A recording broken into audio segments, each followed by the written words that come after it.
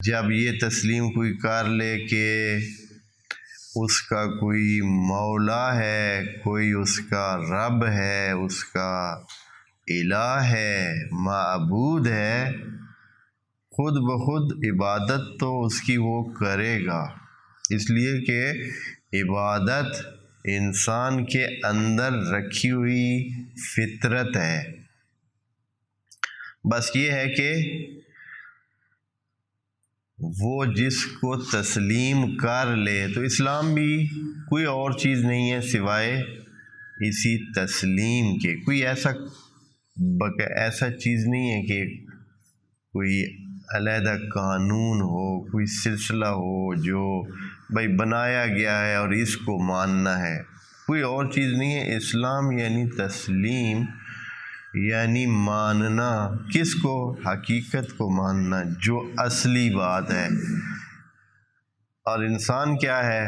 وہ جو نیڑے کام ہوتا ہے، جو نزدیک ہوتا ہے، وعلیکم السلام، جو شارٹ کٹ میں پڑتا ہے اس کو قبول کرتا ہے، جو اسے دکھتا ہے، جو اس کے سامنے ہے، جو نقد ہے اس کو مانتا ہے، اور جو تھوڑا دور ہو، جو تھوڑا پرے ہے، اس کو نہیں مانتا۔ قیامت میں ظاہر ہونا ہے کہ حقیقت کیا ہے، اور خدا کی خدائی اور قدرت اور اس کے باقی بتائے ہوئے چیزیں قیامت والے دن سامنے آ جائیں گی۔ یوم تبلی السرائر، اس وقت تو یہ مان جائے گا۔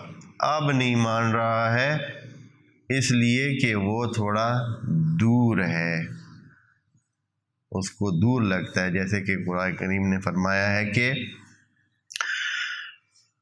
وَيَرَوْنَهُ بَعِيدًا وَنَرَاهُ قَرِيبًا، ان کو تو لگتا ہے کہ دور ہے، لیکن ہمیں تو بالکل قریب لگ رہا ہے وہ ٹائم جب سب چیزیں سامنے آ جائیں گی۔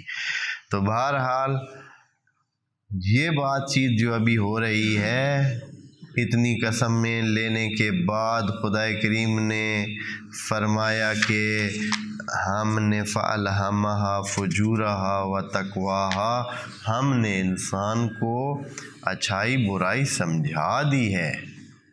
انسان کے اندر اچھائی برائی کا معیار پہلے سے موجود ہے، اس کو خود سے پتہ چلتا ہے اچھی چیز کیا ہے، بری کیا ہے، چاہے آپ اس کو سکھائیں یا نہ سکھائیں۔